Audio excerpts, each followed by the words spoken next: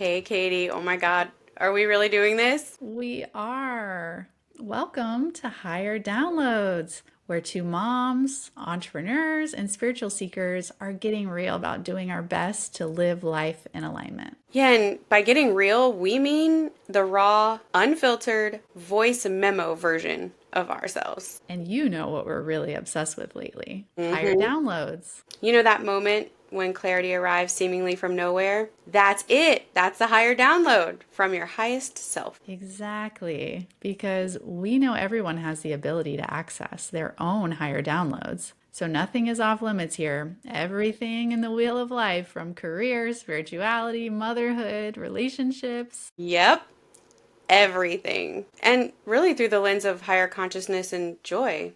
And we have to share our higher downloads too, right? So grab your coffee Or your crystals, or whatever you need to have fun with us. and get ready to tune in to your own wisdom channel because receiving higher downloads means you can live your life in HD. Higher Downloads starts now. Welcome back to Higher Downloads. Katie. Sorry, I was texting and on social media. What's up?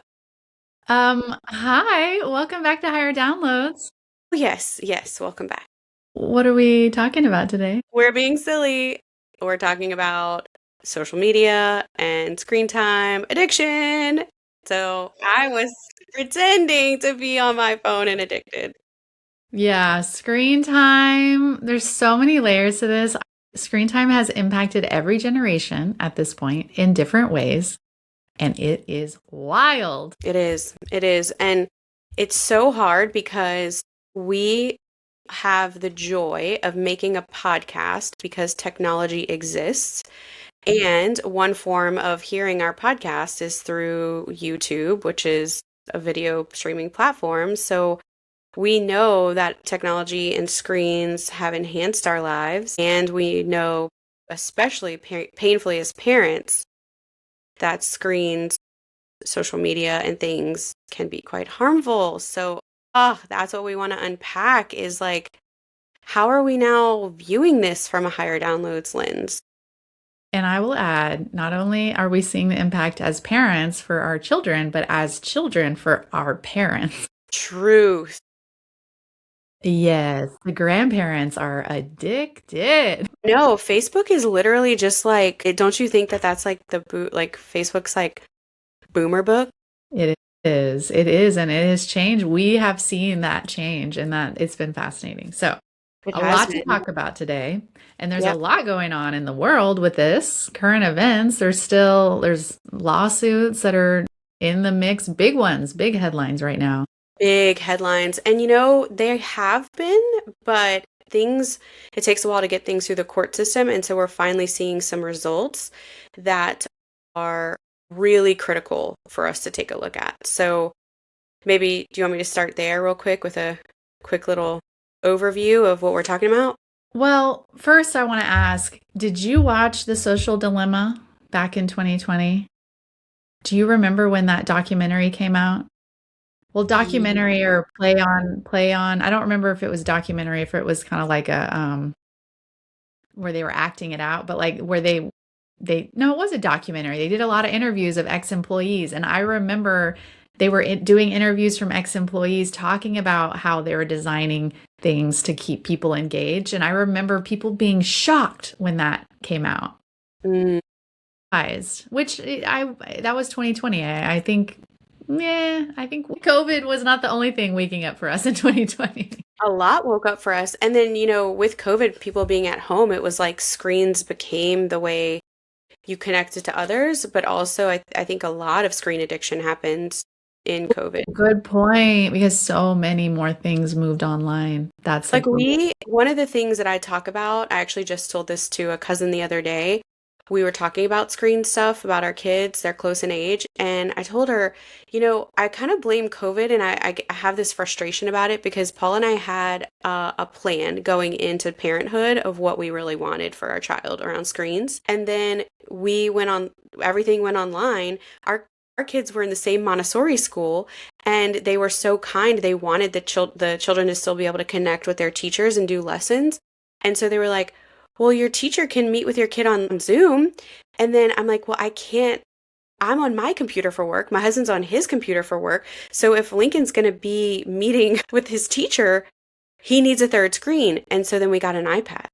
Mm. And it was originally just for him to meet with Miss Lori to do No. his lessons. And so it felt like that gateway drug type feeling where I can look back and be like, dang it, you know? Yeah, yeah, yeah, for sure. Yeah, the iPads for kids is a big revolution the last 10 years. Okay, but yes, so Social Dilemma really brought us to light on several things, and so much has been changing in the world of technology and social media apps. I mean, this is all since what Facebook was in like 2005, 6, 7.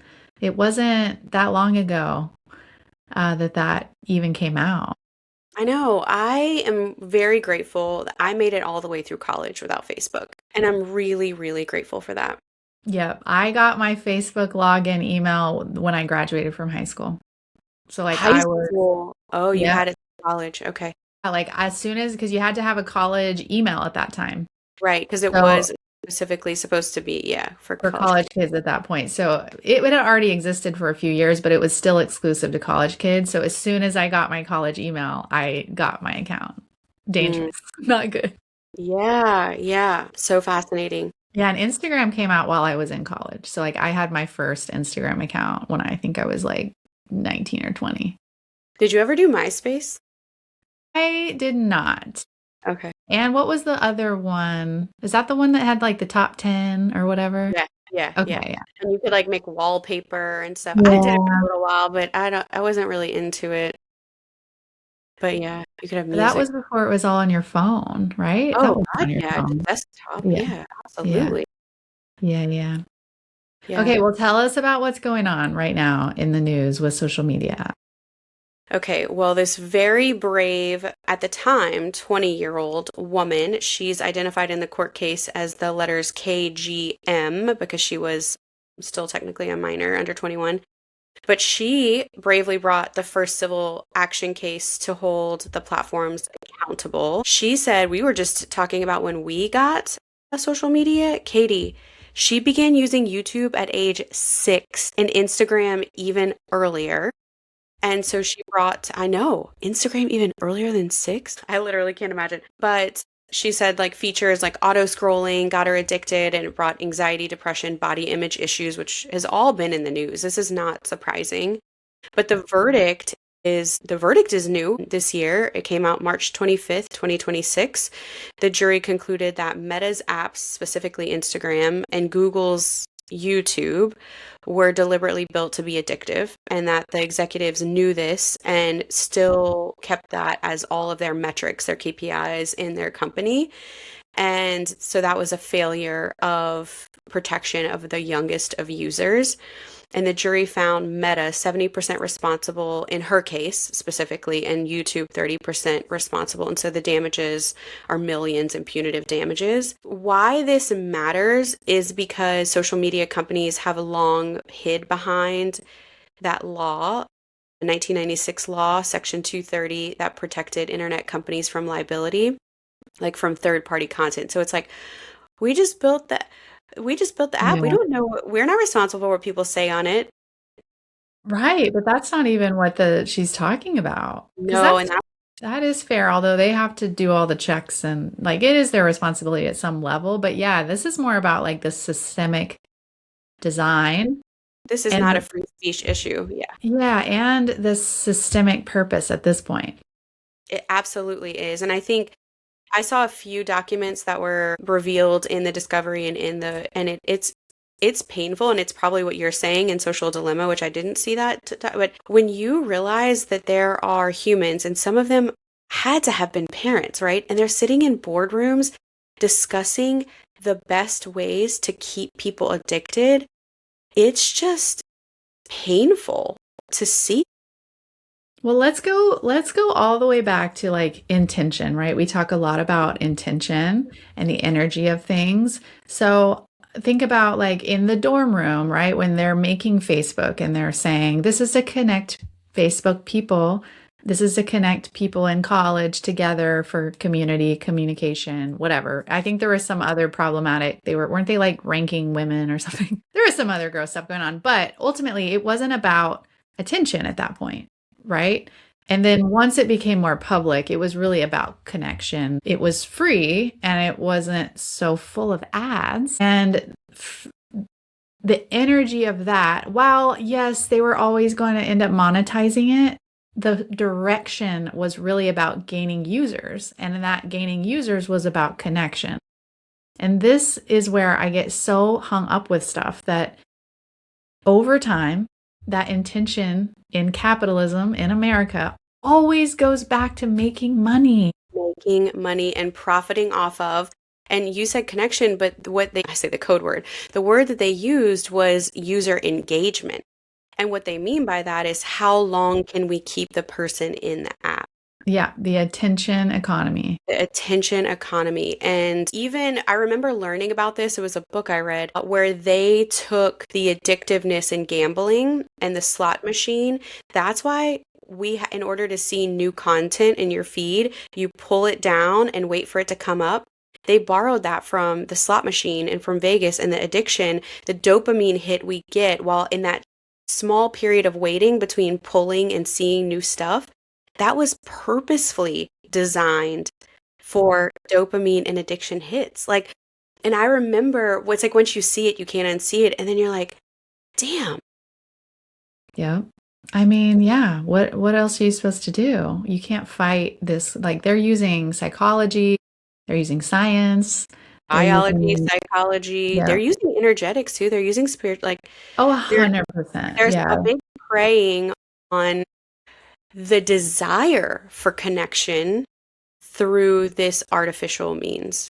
Yeah. Yeah, absolutely. It is a wild reality to see where this has all come over the last 20 years. It is really and just hard to even grasp how I'm like, how did we get here? This is. It's what I'm hopeful for is what the journalists are saying is that they're comparing this as like a watershed event, like the 1990s big tobacco litigation, and how like your girls and my son can't imagine going to a restaurant and being asked if they want to sit in smoking or non-smoking, Right. or that smoking used to be allowed on an airplane. Feel like that is so insanely foreign to them. My hope is that for their children, it's so insanely foreign that people were super addicted to their phone. Like I'm I agree. hopeful for that. Yeah.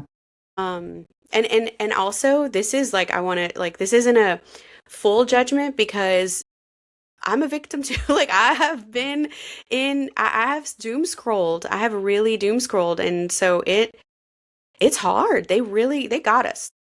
Oh, yeah, I know. And well, I mean, it's just as victim of timing, right? Because it was the evolution and you have to go through it to see the downsides and see the impacts. And now that it's becoming clear, it's like you can't argue it. You can't deny it. Yeah. Just like, yeah, smoking is a great correlation. Yeah.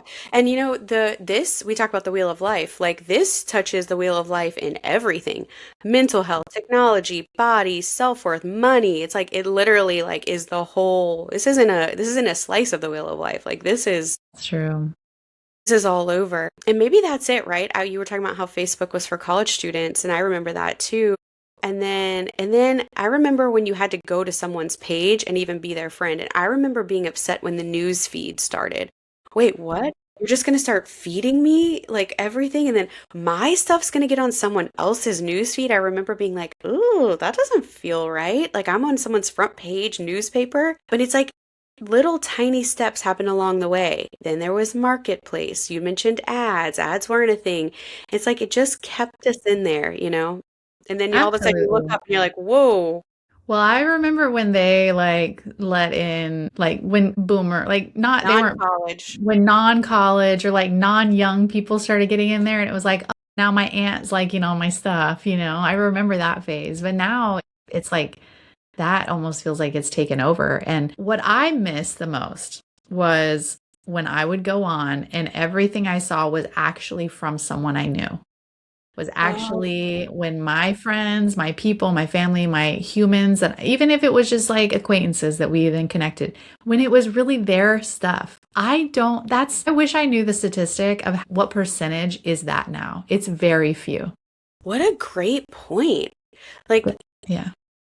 what a good point. I was telling this to someone, we might have talked about it on here too, but our nervous systems are designed in a way from still the hunter-gatherer stage when we were in communities of 100 or less. Our bodies and our nervous system literally is not designed to take on more information for a community beyond about 100 people. And yet our phone is a portal. I could look up what's going on in Tokyo right now. I could we could know the weather anywhere. We find out that a war has been started within seconds of it being started. And I just like we really weren't meant to hold or know that level of information. And so when you said that, it's like that's nostalgic to you. Like you really miss seeing your core people. That is literally like biological. Yeah, and that was the point of it for me was I am getting to see what's going on and what they want to share, and it was at a time when it was more common, and now I feel like people have pulled back. They don't share as often as much as they used to. And in some ways that's good because it forces you to not artificially think that you know them. You have to actually like find out or connect with them otherwise you don't. And I actually kind of like that better. I think it was an artificial I know what's happening in your life, but I don't really because we're not really We're not really connecting. friends. Yeah. So I'm grateful for it, but I do not, I like this whole world of everything's an ad, everything's a content creator, all the businesses are on there. And like, obviously, like we're guilty, we're putting stuff out there too, but Yeah. like Yeah. it's like, but we're not going to change the system by not doing it. Right. I think that's what the hope is of so many people who are suing and doing this is really around the design. And I saw a man who, funny enough, I'm not first connected with on LinkedIn, so I got fed his information on my algorithm on LinkedIn, but he had taken a screenshot of one of the documents from the court case. And it showed literally the engagement, quote unquote, engagement metrics of keeping people on, and especially the young generation. And he said, could you just imagine if in the boardroom, the KPIs, that the key performance indicators that they were working toward was joy? How do we create more joy in the app? How do we create more excitement? How do we create more new friendships? And he's like, if they had worked toward that target, think how different the design would have been. And it's so simple, Katie, but like it got me really thinking. And his whole point was we have that chance with AI instead of monetizing it. And I think that's what's never going to be lost on me is like humans design these systems that ultimately hurt humans. Guys, we can do better. Well, everything will happen that way if you're doing something for your own gain without consideration of expense of someone else, right? And especially if it's sole focus on your own monetary gain. And that's ultimately what it is, right? They're trying to raise money for the shareholders. They're trying, like, it's all about profit and growth. Like, that's the way that the technology bubble is built, is around that explicitly, is like monetizing it, growing Money. it, selling the stocks, making the money. It is what it is. And so, yeah, it's not inherently oriented around bettering the world. No, this is about power. It's power over versus power to. The platform's not, and so this goes back to patriarchal plus capitalistic needs. And so it's like if we were to take social media to a matriarchal through a matriarchal lens, it would be like marketplace, but it would be marketplace for healing, for sharing homegrown vegetables, Okay, for define matriarchal for our people. so yeah, I'm really glad you said that. It doesn't mean that women are in charge. Patriarchy, core tenets of patriarchy are hierarchy, power over. The word paternal and parenting is also a derivative of patriarchal. So think of it like our traditional org charts where the Hierarchy. power is concentrated at the top and it comes down. Matriarchy and matriarchal design would look different. It would almost look like a bullseye. This is something I'm very passionate about. It's like the nurturers, the first responders, the educators, the doctors, the children are at the center, and then the people who directly serve them are the next layer. It's like a bullseye, and then the next layer. And so where it would look like if you applied that to an org chart would be like the people who directly impact the clients are at the heart of it. And then the next layer, the people that provide the support to them. And then the next layer out would be the people that provide the support. So that you get middle manager. So the CEO would be on the very outer ring and would only be needed if, and their choice, and the best part about the outer ring is they're there to protect. They're there to hold a structure that is ultimately Support, for serving supporting the success of the ones in the center versus supporting the success at the top at and the top. disregarding the others below. Yeah, it's a totally different shape. And so I think it's important to describe that because in this world, designing social media apps with that in mind would just, it would have, there was a fork in the road when this thing was made, and designing it with this in mind goes one direction, and designing it in that other lens would take it a totally different direction. The outcomes would just be different. Absolutely. It reminds me of just like the things you say, like a tool is just a tool, a hammer is just a hammer, a gun is just a gun. But when someone picks up the hammer or the cell phone or the gun, the intention behind it is going to change how it's used. Yeah. And I think that the part, like, okay, let's talk about this for us for a second. I'll have moments where I'm like scrolling and then I'll have a moment of like, oh, I'm doing exactly what the tech giants want. And then I have a choice because now I'm aware, I've made it aware and like to put it away or not. And so I think that's the part where I keep trying to catch myself. I did download this app called Be Present where it does, I've made some social media limits on my phone in certain apps. So it'll pop up and it's like, your 10 minutes is up. And I'm like, damn, really already? And I'll get upset about it. But it gives you a choice, like keep it open or not. It gamifies it.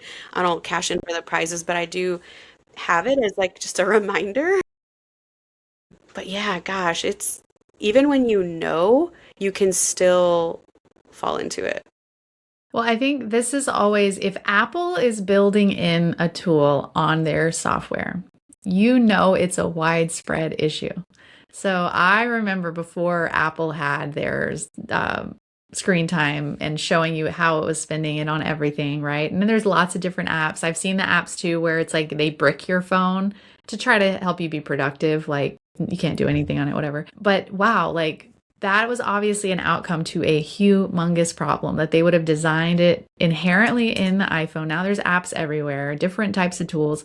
And it's so fascinating to me because it really is. It's an addiction. It's just like trying to keep you away from the drug or, whatever it is. It's like, it's you trying to trick your own brain on how to separate or how to detach and if you don't have those reminders, oh, you are like lost in that.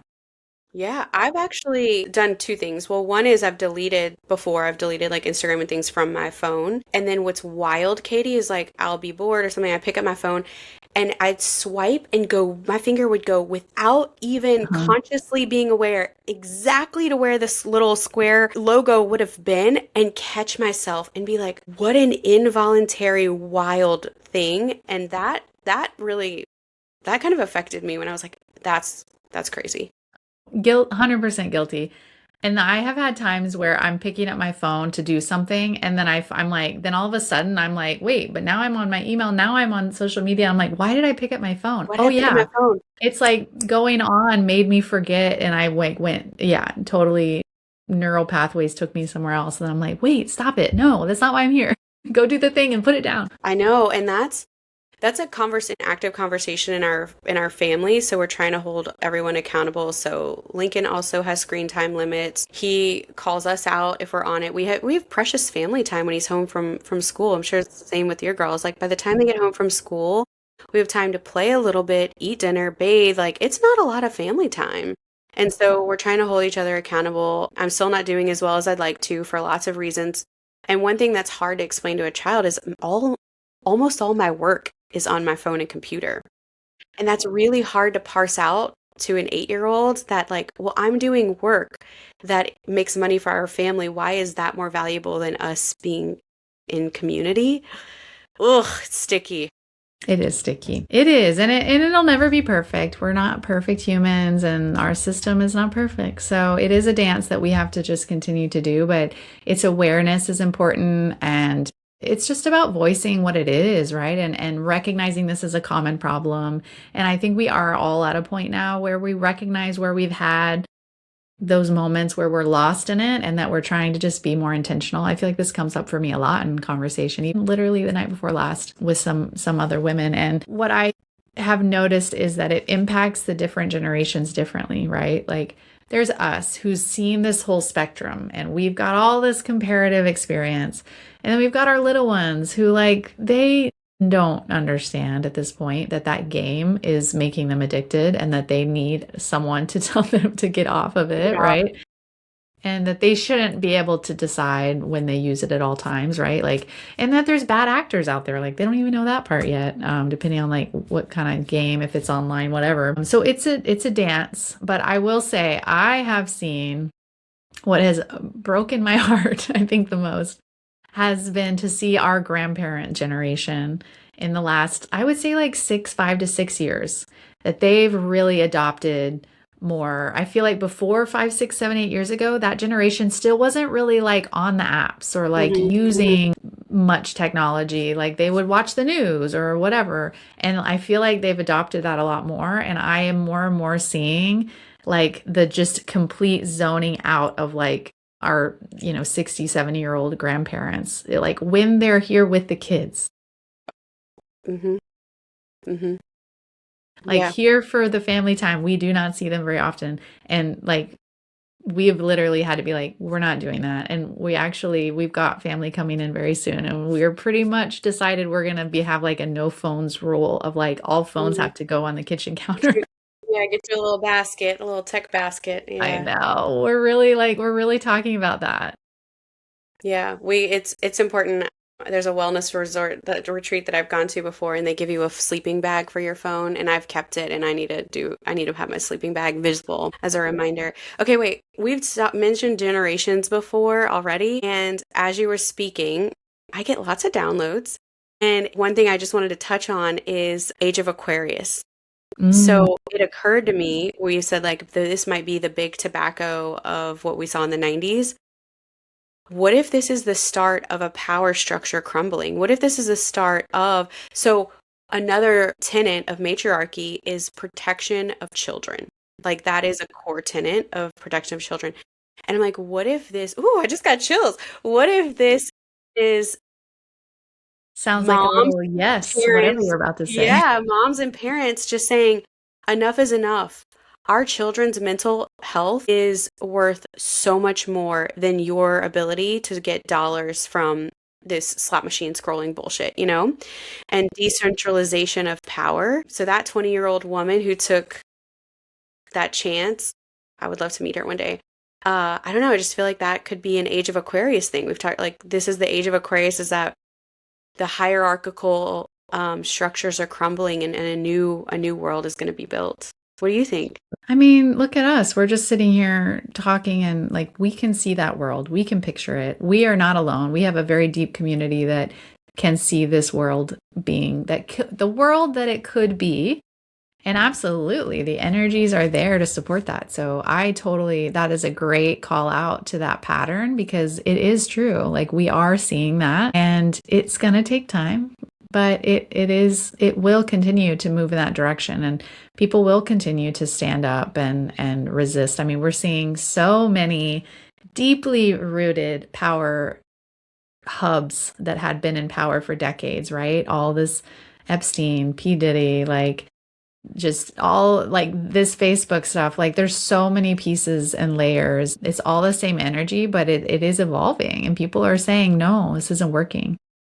Yeah, it's so crazy because I talked to someone yesterday. I was signing my son up for a camp that's happening at a university, and we had to sign all these extra waivers that I've never had to do with other camps. And I was like, ding, I remember why I'm doing this because of the Penn State scandal with children being sexually abused at sports camps. Do you remember that at the big Penn State thing? I mean, I do Early remember Penn 2000s. State. I guess I thought it was college athletes, but honestly, I don't It was remember. when they were bringing our age I children in for summer camps and really, high school for summer camps and things. Yeah. So anyway, I was like, oh, that's why I'm having to do this. And then it occurred to me because I've been in conversation with other people about this lawsuit just now, and I'm like, and then you just mentioned Epstein, and it's like it takes a while for things to catch up. It like has to come to light. People have to be enraged. There has to be enough momentum to say enough's enough. And so, oh, there's the chills again. So I feel like this is how, like, I think this is part of the process. It's so gross. It's painful to see. Like, it's, and then we have to say, no, we want a different way. Absolutely. Our Well, I children, know. our future's worth it. Totally. Well, we for years now have talked about the algorithm about, Yeah. oh, my algorithm this, or, I stayed on this too long and now I'm getting all this stuff in my algorithm. And we know they have designed that to try to like keep you baited in, and that like my algorithm and your algorithm are going to look different depending on what our viewpoints are. And I know I had shared in our group chat of like, hey, like they just came out and launched that you can edit your own algorithm. You can curate it with intention, not just like they're What's being funneling you based fed on. to you. Yeah. And I'm like, I'm sure there's some, I don't trust fully that that's going to like save the day. But I was like, hey, at least I can curate with, well, like, I want to see this. This is going to help benefit me and not get in these weird rabbit holes of just like self perpetuated like topics. Like I remember when I was in corporate and like wanted to quit my job, everything was corporate, like corporate jokes, corporate making fun of it. And I'm like, I don't have that anymore. But I'm like, at least I could take that off and choose something else. And that I really do appreciate that. So I'm excited to give that a try. So if you haven't seen that already, take a look on Instagram specifically, Google it. You can find where you can edit it in your settings. Yeah, I remember I was so grateful that you showed that screenshot to me that we could do it. I thought two things when that happened. One, I knew this verdict was about to come out, and I felt like that was one way that they were trying to show that they're working in good faith with people choosing their content instead of getting fed the brainwashing that they want. And the second thing that I thought was, well, I had another thought, and it has now gone away. It was something, Oh, I remember.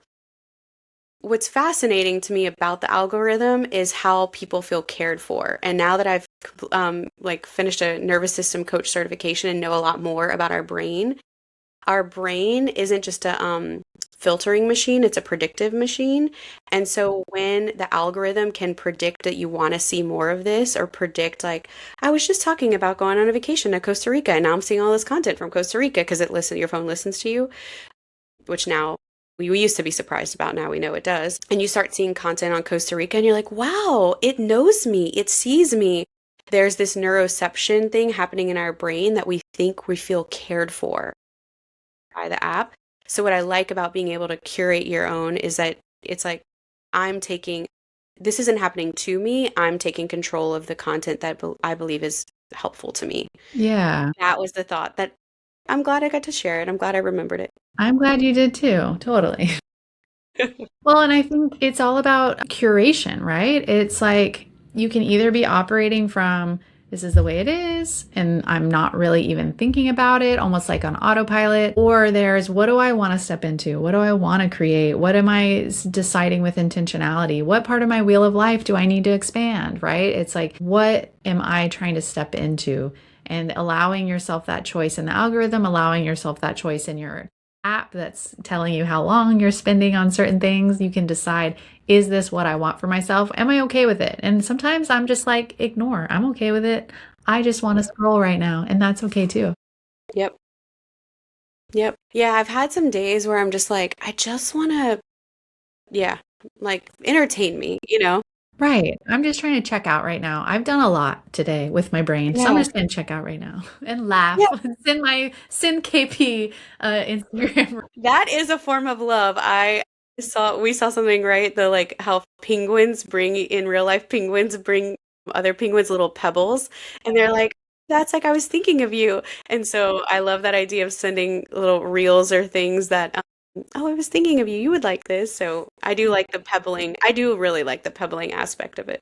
I do too. There's a lot of good. There's a lot of good and a lot of things. It's just really about, again, intentionality and being cognizant of the patterns and where they're coming from, I think is the most important part. Yeah, and I mean, that's what the thing is, right? We in our We have many reasons, but one of the things in higher downloads we wanted to convey to our community is to trust truly what's coming from your highest aligned self. And on social media, that is unlikely to be the case, that it is coming. And so it's just about when and how and with what, everything in moderation, I guess is the well, And I have to say it, I'm calling out the boomers. Listen to this twice and keep in mind when you're on your phone, because I know it's new and there's a lot more out there being present than being on the phone, especially with family. We're having to learn that as parents day in and day out. And, having that intentionality is important. yeah, I don't want my child to draw a picture of me with a phone in my hand, that's how he remembers. I want it to be like us kicking the soccer ball in the backyard, or yeah, Absolutely. it's really important. Absolutely. Well, and I think this is our moment to say the downloads that come to you from your spirit are going to be really rich and exciting and propel you forward.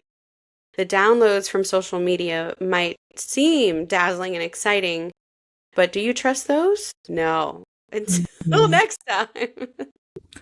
Trust your own higher down. You just experienced another higher download. We are so grateful you joined us on this journey. Yep, so if you're feeling that high vibe energy and want more, subscribe wherever you get your podcast so you never miss an episode. And if this episode sparks something in you, we'd be over the moon if you'd share it with someone who might need this download too. Yep, connect with us on Instagram at Higher Downloads, where we share more behind the scenes magic and some bonus content. You can also find full episodes, transcripts, show notes, and resources at higherdownloads.com. Until next time, trust your downloads and keep vibrating higher.